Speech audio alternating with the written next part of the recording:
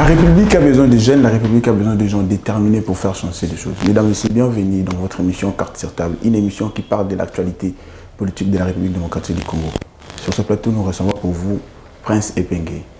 Il est communicateur de la plateforme Lamuka, mais aussi président national pour le parti politique Action démocrate pour le développement au Congo. Bonjour et bienvenue, président.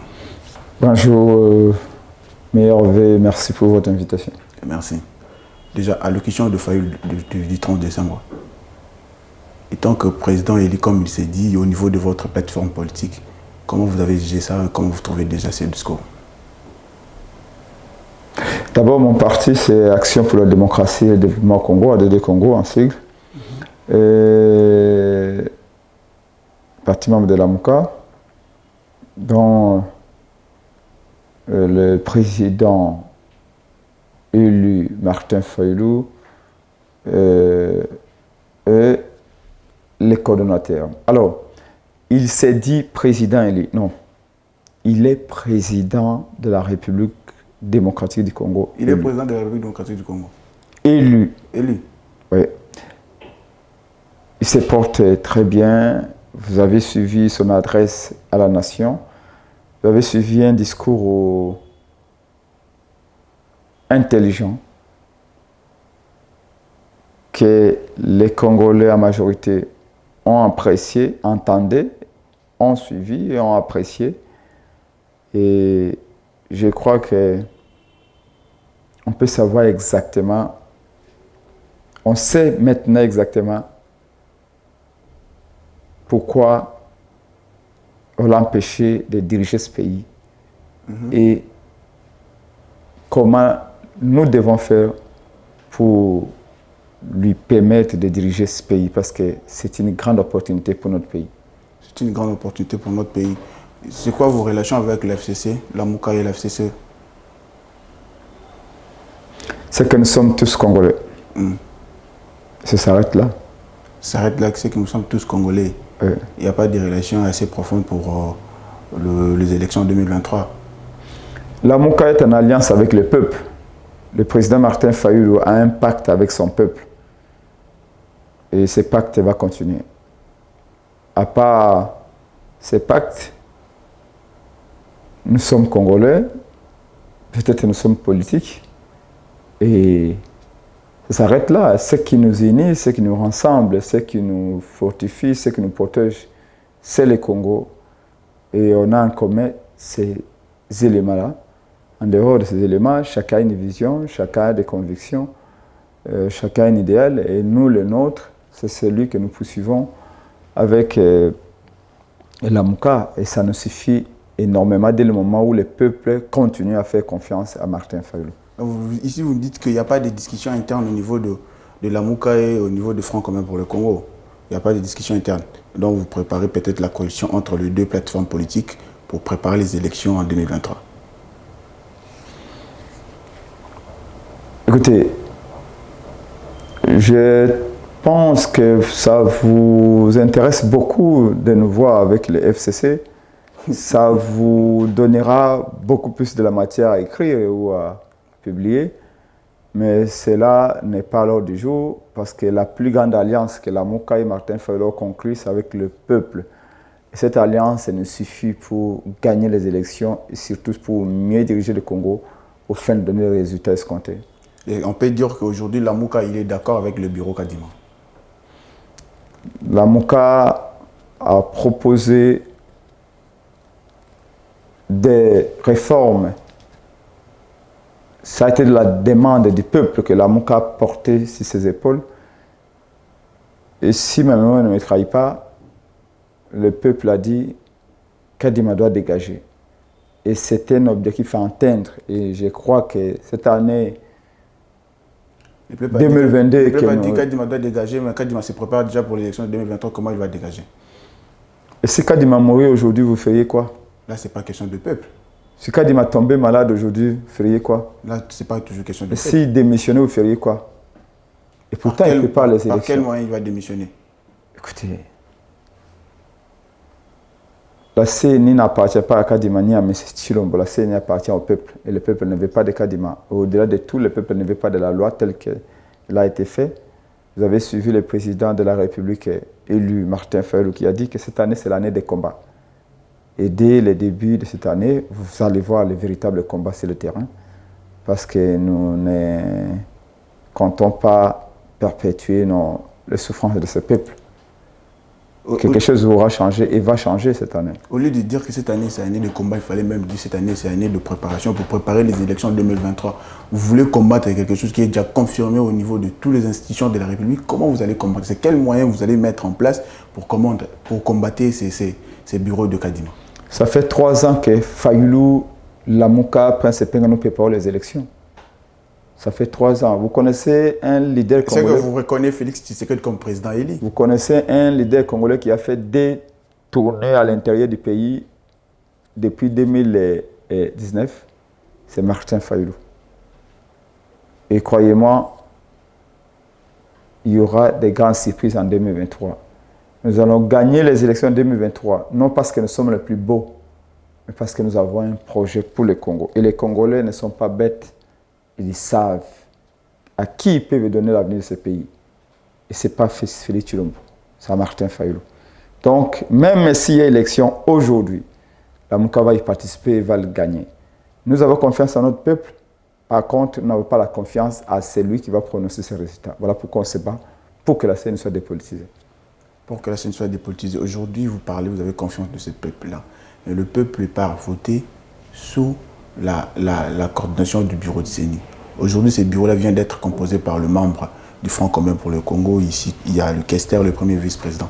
Comment vous jugez? Et ils se disent qu'ils sont de l'opposition comme vous. Tous les 15 membres qui composent la CENI sont de l'Union sacrée. Sont de l'Union sacrée. Vous les confirmez? Mais bien sûr. Il n'y a que les membres de l'Union sacrée et les débauchés à l'Union sacrée. Dès ce moment-là, vous comprenez que c'est un chaos qu'on est en train de préparer. Ce sont des méthodes kabylistes. Ça ne trompe personne. Félix copie Kabila, mais il va se rendre très vite compte que chaque jour n'est pas dimanche et que les acteurs en face n'est pas les mêmes. Et chaque année amène son lot de surprises. Nous disons les élections, oui, mais pas avec Kadima. Les élections, oui, pas avec Kadima. Félix Tshisekedi tourne déjà, il fait son tournée au niveau de l'espace Grand Kassai. C'est une manière de commencer déjà en campagne électorale ou bien c'est une manière d'aller voir ses frères et sœurs? Il a la peur au ventre. Félix a la peur au ventre. Personne n'est plus conscient de son échec que lui-même. Et donc, il faut se précipiter à la campagne électorale anticipée en violation de la Constitution, en violation de la loi électorale. En usant de l'argent de l'État, les moyens de l'État, pour aller parler des faits privés, aller demander ses commandants alors que le premier qu'il a s'y est complètement noyé.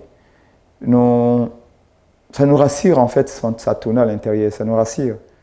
Dans la mesure où la panique a envahi sa maison, il veut aller montrer qu'il est populaire, alors que même Joseph Kabila, que le peuple a chassé, s'il va à l'intérieur, les gens vont aussi l'accueillir.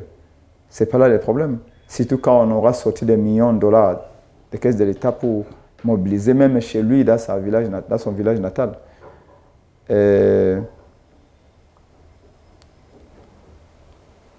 Pour nous, c'est un événement. On attend des pieds fermes. Les Congolais ont mal fêté. Il avait promis des poissons, il avait promis des poulets. Tout ceci n'est pas arrivé. Et il avait dit qu'il avait la clé pour mettre fin à l'insécurité alimentaire. Je ne sais pas s'il a perdu la clé entre 2 avions. Et les Congolais en sont réduits même à consommer les animaux domestiques pendant les périodes de fête. Des chiens et des chats, parce que les assiettes sont vides. Croyez-moi, le changement pointe à l'horizon et ce changement va s'imposer à tous. Lorsque vous parlez de décembre 2021, et déjà, comment vous jugez le bilan du président Félix Tshisekedi pendant l'année 2021? Est-il positif ou négatif ou bien? J'ai bien peur de vous le dire parce que je pourrais être qualifié d'aîné des tribalistes. Oh, vas-y. Mais néanmoins, si vous voulez savoir le bilan de Tshilombo, il faut bien scruter les visages des Congolais. Okay. Les Congolais ont des visages fermés.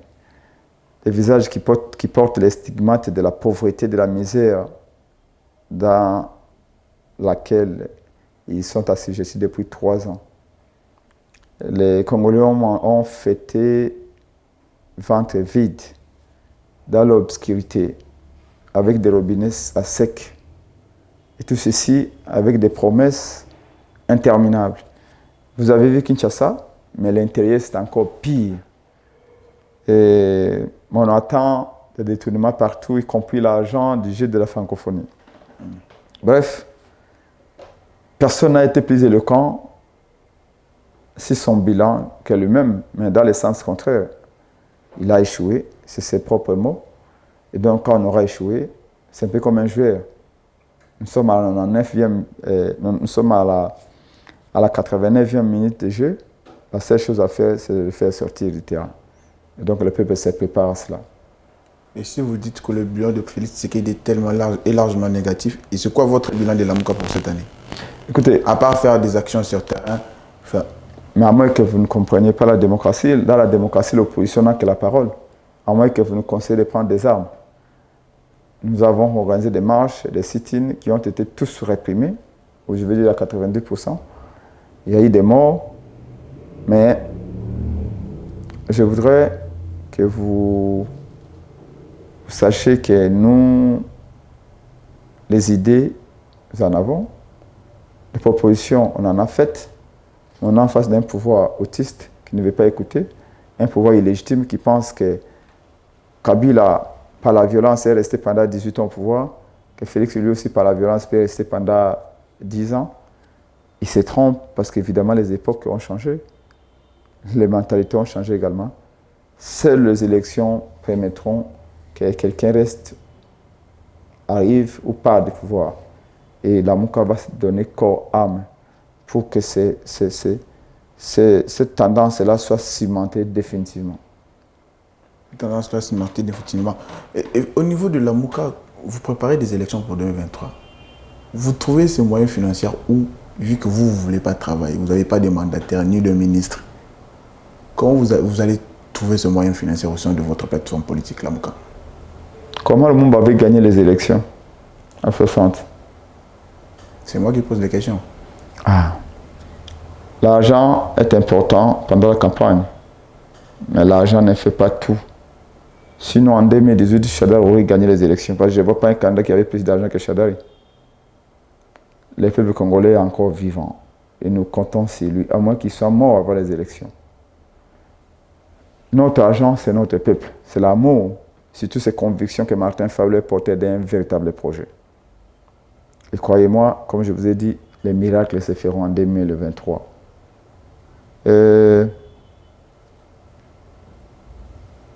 Ceux qui sont aujourd'hui au pouvoir, pensez-vous que l'argent qu'ils ont, c'est de l'argent propre? C'est de l'argent sale. Et comme vous le savez, un bien mal acquis ne profite jamais. Les peuples souffrent. Il y a les impaiements partout, il y a la pauvreté partout.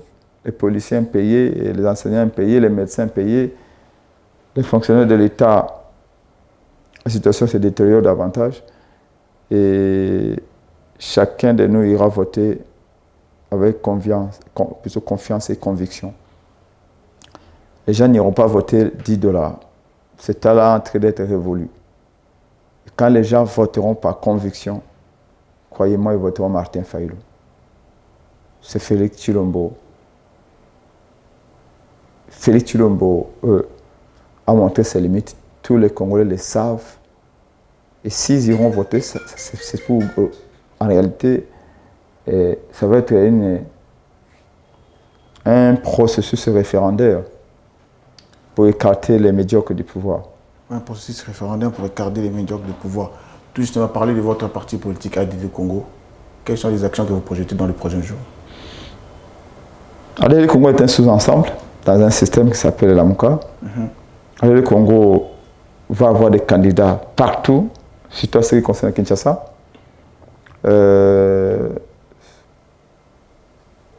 Déjà en ce moment, ADD Congo se prépare parce que dès ce mois de février commence une très grande tournée cette année pour planter chaque avenue. Parce que nous aurons des candidats à tous les niveaux. sauf à la présidentielle, où ADD Congo, comme parti, va bien évidemment porter la candidature du président élu Martin Fayulu, parce que nous croyons aux valeurs dont il est porteur, parce que nous avons de fortes convictions en ce qui concerne la viabilité et l'efficacité des projets qu'il a dans son programme, sur tout le plan, dans tous les secteurs économiques, et financiers, sociaux, politiques, sécuritaires. Et nous pensons que cet homme-là, si on le fait à confiance, 5 ans après, le Congo va être réanimé, véritablement. Au niveau de l'AMUCA, quand vous parlez déjà que c'est Martin Fayulu qui sera candidat en 2023, alors Adolphe Mouzoutou, il sera qui? Parce qu'il y a 2 coordonnateurs. Les discussions se font au niveau de l'AMUCA. Déjà, vous savez qu'Adolphe Mouzoutou, au niveau de la présidence 2023. Adolphe Mouzoutou est un homme de conviction. Adolphe Mouzoutou sait bien analyser les choses. Et surtout, en ce moment, Adolphe Mouzoutou veut faire gagner le peuple. De faire gagner le peuple. Et il y pense, je ne parlais pas à sa place, mais connaissant ses fortes convictions, il pense que ce qui lui intéresse, ce n'est pas le pouvoir comme président. Ce qui lui intéresse, c'est mettre au service de son peuple dans des postes importants. Et il sait aussi que transformer le pays, c'est avant tout être en équipe. Et il a fait équipe avec Martin Fayulu pour cette cause-là. Et je ne le vois pas renoncer à ces convictions-là. En tout cas, je peux me tromper, mais je ne le vois pas. ADD Congo, février, il commence avec ses actions au niveau de l'intérieur du pays. Là, vous parlez de Kinshasa. Et à l'intérieur, comment vous allez faire pour implanter votre parti politique? À l'intérieur, pour l'instant, et surtout vous, chez moi au Kasaï, par exemple, au Sankuru, oui, et ça s'organise. Nous avons des représentations dans plusieurs provinces, mais à ce qui me concerne, comme on dit, le voyage de 1000 pas commence toujours par un pas. Nous commençons par le pas Kinshasa et nous allons étendre, quoique nous avons des représentants dans toutes les provinces. Représentants dans toutes les provinces. Oui. Toujours accompagné avec les effigies de l'AMUCA et de votre parti politique. Mais l'AMUCA, évidemment, c'est un enfant qu'on a contribué à mettre au monde. J'aime autant l'AMUCA que j'aime l'ADD Congo, parce que ce sont un peu comme des jumeaux. Donc, on les aime de la même manière. Autant qu'on s'investit dans l'AMUCA, autant qu'on s'investit à l'ADD Congo, parce que leur coexistence est plutôt complémentaire et donc avantageux dans un sens comme dans l'autre. Et donc, le drapeau de l'AMUCA flottera partout, flottera les drapeaux de l'ADD Congo, le drapeau de l'AMUCA, c'est ces bannières de plusieurs étoiles flottera toujours là où sera Prince Epenge, parce que c'est un enfant qu'on a nourri également.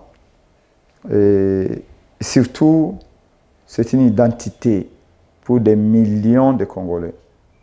Et abandonner cette identité, c'est les trahir. Et parce que nous ne trahirons jamais, donc nous continuons à faire briller l'AMUCA. Ça, vous pouvez en être sûr. Vous devez compter sur l'AMUCA pour des années encore à venir. Prince Epenge reste à l'AMUCA pour le chômage des alliés. Pour ceux qui ont la Union sacrée proposée au poste, tu ne vas pas partir, tu vas rester à l'AMUCA. Les propositions, les AI, ça ne date pas d'aujourd'hui, depuis Kabila. On n'a jamais cédé. Parce qu'on ne vient pas en politique pour céder. On vient en politique parce qu'on a des convictions, parce qu'on a une ligne de conduite. Les postes, ça arrive, mais ça se mérite. Le mot opportunisme n'habite pas avec moi. Moi, ce sont des convictions d'abord, croire à des valeurs, croire à des principes et les poursuivre jusqu'au bout. Et comme on est certainement, si cette voie-là, et qu'on a des convictions qu'on va y arriver, à quoi bon de se précipiter pour des raisons purement pécuniaires? Le peuple avant tout, le reste après. Cela veut dire, on peut dire que de Moïse Katumbi, de Freddy Matungulu, de Bemba n'avaient pas de conviction avec Lamuka. Chacun a ses convictions. Et surtout, je ne suis pas né de la même époque. Je ne suis pas de la même époque que ces gens-là. Je vois les choses différemment d'eux. Tout en les respectant, je pense qu'un homme doit savoir ce qu'il veut. Même la Bible dit que ton oui reste oui, que ton non reste non. Le reste, souvent, vient pour des raisons purement personnelles et pour des intérêts purement privés. Et ça, c'est pas ce que je suis venu faire en politique. Pour ça, il reste un homme fidèle, croyant à Martin Fayulu. Peu importe le temps difficile que vous traversez, vous restez toujours croyant avec Martin Fayulu. Les peuples passent des temps difficiles et nous faisons partie du peuple, donc évidemment que nous passons des temps difficiles avec notre peuple. Et c'est pour cela qu'on se bat pour que les peuples sortent de ces moments difficiles et nous avec. Et fidèle à Martin Fayulu, non, fidèle à ses idées et aux valeurs qu'il incarne. Et parce que nous avons pesé et repésé ces valeurs, nous avons compris qu'elles sont utiles pour notre pays. Et donc, les soutiens 100% à ces valeurs et à ces idées-là. Lamuka 2022, vous commencez vos actions quand? Nous sommes déjà depuis 3 ans dans des actions. Pour cette année, mine de rien, peut-être que vous ne voulez pas faire attention parce qu'il faut qu'il y ait beaucoup d'argent qui soit jeté. Nous, on n'a pas d'argent jeté parce que le peuple meurt de faim. Mais par contre, on a des idées à revendre et nous les revendons très bien. Et notre peuple sait où est la vérité. L'échec de Félix Tshisekedi d'aujourd'hui est même dans la bouche des enfants de 5 ans. Et même dans la bouche des enfants de 5 ans. Le peuple a l'obligation tout simplement de changer de paradigme. Mais si tout changeait... Les enfants de 5 ans parlent de l'échec de Félix Tshisekedi. Bien sûr. Comment ça? Écoutez, quand ils ne voyaient pas un morceau de pied dans les assiettes, ils se demandent ce qui se passe. Quand ils ne voyaient pas le papa sortir le matin et quand ils ne voyaient pas papa rentrer, parce que évidemment les parents rentrent à minuit, les enfants s'interrogent. Et donc les parents expliquent. Mais c'est l'homme qui se retrouve avec ce pouvoir. On voit partout dans les réseaux sociaux là, qui parlent aux États-Unis des mecs avec l'argent de la présidence. Mais on vous a dit que c'est un pouvoir de jouisseur. C'est un pouvoir à la présidence. Les gens ne réfléchissent pas. Ce sont des fêtes et des fêtes. C'est la fiesta qu'ils font. Les gens ont profité de la tolérance des Congolais, d'un certain laxisme du peuple congolais, qui a vu Kabila déposséder Martin Fayulu son pouvoir. Le pouvoir qu'il a donné à Martin Fayulu est donné à Félix Tshisekedi. Les Congolais sont en partie responsables de ce qui arrive. Martin Fayulu. Bien sûr. Martin Fayulu a été dépossédé du pouvoir lui donné par le peuple en faveur de M. Félix Tshilombo, qui a été le receleur d'un pouvoir dans des conditions plus que douteuses. Un pouvoir qui frise. Excusez-moi, mais jusqu'à aujourd'hui, on n'avait pas trouvé de mots pour qualifier ce que Félix a opéré en 2018. Et mis bout en bout, ces échecs, ces trahisons et autres, si Félix est suffisamment bien entouré, il devait renoncer à être candidat. Tout à fait, comme on parle de Félix Tshisekedi, Prince Epenge, vous êtes ressortissant de Sanko. Aujourd'hui, Félix Mbujimai, il a demandé pardon devant ses frères et sœurs parce qu'il n'a pas pu faire grand-chose à Mbujimai. Toi, vous, en tant que ressortissant de Sankuru, qu'est-ce que vous comptez faire pour Sankuru? Au lieu de me demander ce que je compte faire un jour pour Sankuru, demandez-moi ce que tu as fait pour Sankuru. Vous avez déjà fait des actions Sankuru? La plus grande action est avant tout une action intellectuelle. C'est inviter les enfants à se faire éduquer, à se faire instruire. C'est la plus grande action que l'homme ait amorcée et qui a changé l'humanité. Ce n'est pas les sacs de riz et de farine que Félix a offert là-bas et des boîtes de sardines conservées depuis 5 ans. C'est pas ça qui change une nation. C'est inviter les enfants à se faire former. Et c'est la formation qu'on saura domestiquer la nature et sortir de là le meilleur qu'on puisse donner à l'humanité. Et ça, Prince Epingue le fait au quotidien sans crier. Et il va au Sankuru. J'espère qu'il n'y aura pas de pluie diluvienne pour qu'on vienne les tirer de l'aéroport avec un hélico.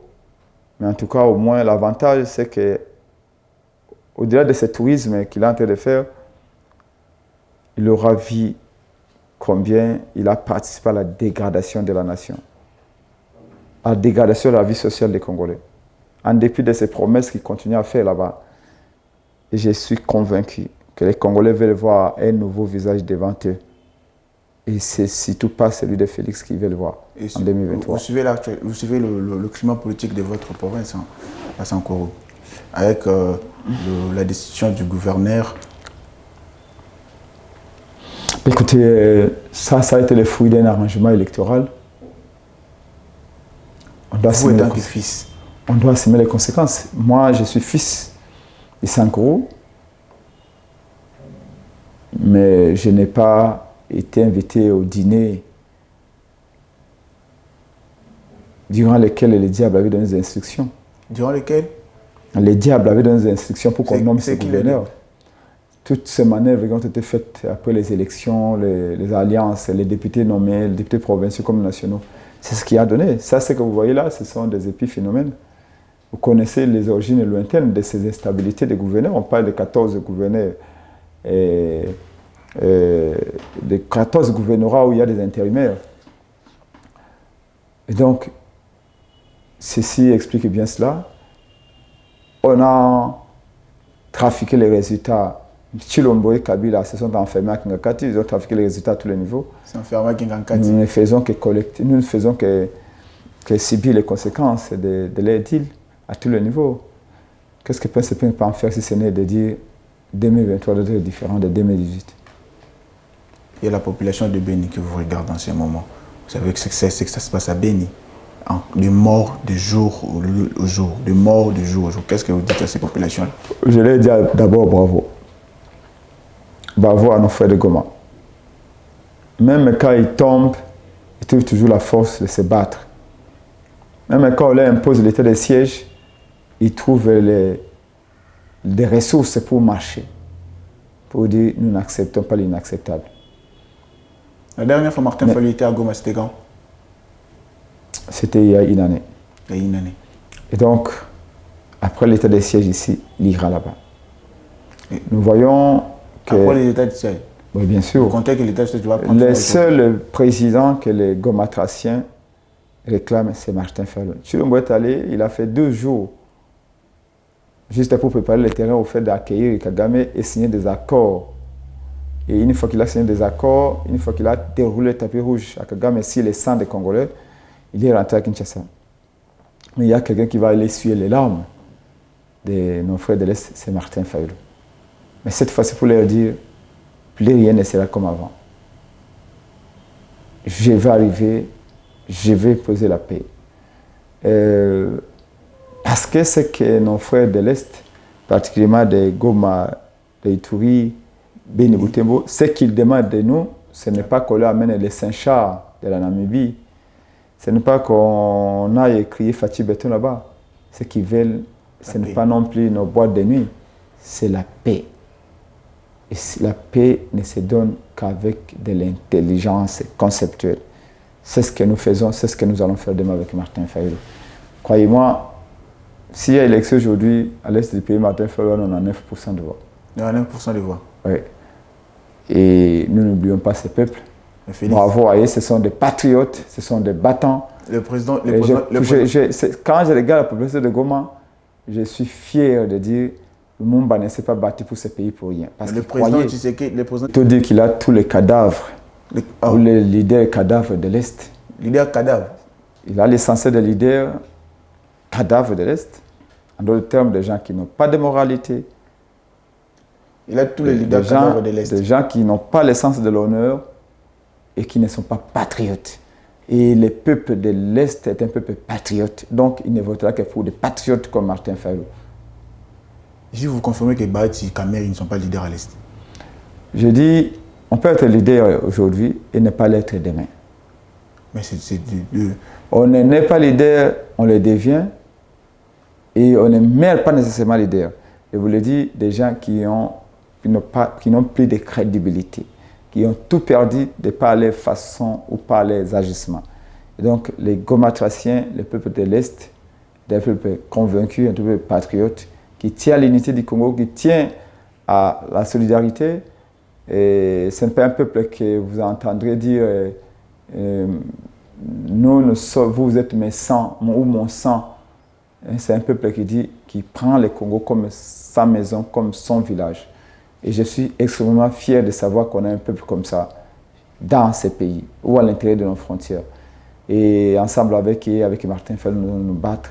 Nous finirons par imposer la paix parce qu'on ne la négocie pas, on l'impose. Et quand vous parlez, Martin Fayulu va se rendre à l'est du pays après l'état de siège. Vous comptez que l'état de siège doit prendre fin aujourd'hui? Évidemment que... Donc, pendant l'état de siège, il ne peut pas se rendre. D'ailleurs, vous avez raison, Félix fait des manœuvres pour que l'état de siège puisse continuer, sachant qu'il est très, très, très, très mal en point à l'est. Et qu'il sait que s'il y a élection aujourd'hui à l'Est, on ne les votera pas. Comme il copie Kabila, pourquoi ne pas copier Kabila comme en 2018, où il a supprimé Boutembo-Ville et autres, béni pour ne pas voter en prétextant Ebola. Je pense que oui, Félix peut utiliser également cette arme-là, parce qu'il est dans la continuité. Mais nous aussi, nous ferons tout pour que notre peuple de l'Est trouve pleinement son droit de se choisir ses dirigeants. Et quand l'échéance électorale sera venue. Et vous croyez qu'en 2023, il y aura des élections avec cette alliance? En tout cas, nous, la Mouka, la meilleure façon d'abréger la souffrance de notre peuple, c'est les élections. Et s'il n'y a pas élection, si par malheur il n'y a pas élection, le peuple congolais va chasser M. Félix Tshilombo. Soyez-en sûrs. S'il n'y a pas élection, le peuple congolais chassera M. Félix Tshilombo. Parce que personne n'a envie de subir cette pauvreté, ce chômage, la faim et la famine. Il a vu au Kasaï les enfants avec des joues gonflées. Et c'est ce que vous disiez toujours à l'époque de la faim. Et c'est ce que vous disiez toujours à l'époque de Kabila. S'il n'y a pas d'élection, le peuple va chasser Joseph Kabila. Mais Joseph Kabila est resté en pouvoir pendant 2 ans. Joseph a été déculotté par le peuple. Déculotté. Si le peuple avait été, je dirais, soumis à la volonté de Kabila, Kabila est resté jusqu'à aujourd'hui. Si Kabila n'est pas là, c'est parce que le peuple congolais est allé au-delà de toutes ses forces. Aujourd'hui, on parle de Kabila comme père de la démocratie en Afrique. Il a cédé le pouvoir sans réfléchir 2 fois. C'est une insulte à la mémoire de tous nos compatriotes morts, à la mémoire de tous les amis qui étaient à nos côtés et qui ont perdu leur vie pour mettre la pression nécessaire pour que Kabila cède. Aujourd'hui, malheureusement, Félix continue à perpétuer ces mêmes antivaleurs. Dieu merci, il y a une génération qui est déterminée à combattre ces antivaleurs jusqu'à ce qu'il parte lui aussi. Et quelle génération débauchée de part et d'autre, matin, midi, soir, de ces générations que vous parlez? Les débauchés, il y en a et il y en aura toujours. Des hommes de conviction, quoi que peu, il y en a il y en aura toujours. Et croyez-moi, la vérité n'a pas besoin d'être aidée. La vérité sera toujours du côté de ceux qui luttent et de ceux qui résistent. Et nous allons y arriver. Ne pensez pas, comme vous l'avez dit, que Kabila a 5-6 personnes qui n'ont aucune moralité, qui n'ont aucune réputation, et vous croyez qu'ils vont faire sur la balance. Notre peuple mis ensemble pèsera plus que n'importe quel politicien. Notre peuple mis ensemble pèsera plus que n'importe quelle plateforme politique ou électorale. Et de ce côté-là, je vous dis, rassurez-vous, que le peuple est avec Martin Fayulu et laissera encore demain pendant les élections. Prince Epeng 2023, candidat député provincial, national ou sénateur?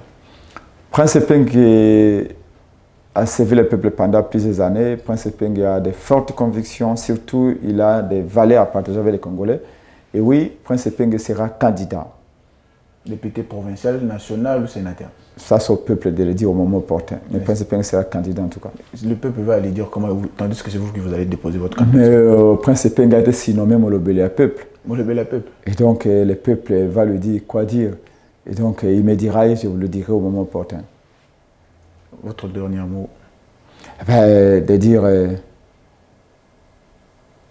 Chilombo a vendu l'Est du pays. Avant de laisser le pays. M. Chilombo a vendu l'Est du pays. A signé des accords les yeux bandés avec les Rwandais, le Ouganda et le Burundi. Le Congo est devenu un passoire. Même quand on va à la toilette, on prend certaines précautions. Aujourd'hui, les Rwandais, les Ougandais, les Burundais entrent au Congo avec les armées, munitions, femmes et enfants. Et comme si quelqu'un prenait son brosse à dents pour brosser le dent. Notre pays n'est plus respecté. On croit rire avec tout le monde et coopérer avec tout le monde. En réalité, tout le monde se manque de ses pays et de ses dirigeants, voire même son peuple. Il faut un sursaut d'orgueil. Voilà quoi la tâche à laquelle je me suis consacré pour conscientiser le peuple, le mobiliser, qu'en 2023, il faut un dirigeant intelligent, visionnaire, pas celui qu'on va accueillir dans le tapis rouge et qu'après on rigole, je veux dire quoi, on rigole, on rit à son sujet et quand on évoque son nom, on ironise dans son dos, mais un dirigeant que l'Occident pourra serrer la main avec un vrai respect, un dirigeant aussi qui lèvera les yeux, qui regardera Kagame en face et qui protégera les frontières du Congo. Et actuellement, ce candidat-là, je crois qu'il s'appelle Martin Fayulu. Et nous allons donner l'occasion à notre pays d'avoir la chance de voir l'avènement de ce grand homme qu'il est. Pas parce qu'il est le plus beau, le plus gentil, mais parce qu'il a un projet pour son pays. Même pour 2 ans, pour 3 ans, nous ferons tout. Et aux Congolais, je dis, vous avez mal fêté les fêtes, vous avez mal passé les fêtes de fin d'année, mais le plus important, c'est la santé. Et à la procéder. Plutôt, excusez-moi, j'ai parlé de vos rivales là, Politico.cd, qui est un grand journal. À vous, on souhaite une explosion, je ne parle pas d'implosion, mais une explosion d'audimat. Bonne chance pour l'année 2022 que nous avons déjà consacrée au sein de la MOUCA, au sein de mon parti du Congo. L'année des combats, oui, parce qu'il y aura des combats partout. Nous allons nous battre partout, même en forêt, même dans les rivières.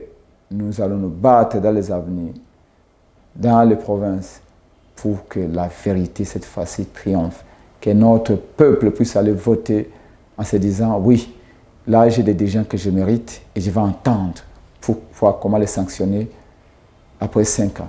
Merci pour votre invitation. Merci. On rappelle qu'on a resté pour vous, Prince Epeng, il est communicateur de la plateforme La MOUCA, mais aussi président de son propre parti politique qui est ADD du Congo. Et comme on le dit toujours, nous préférons la pauvreté dans la liberté que la richesse dans l'esclavage. Qu'on se le dise. Au revoir.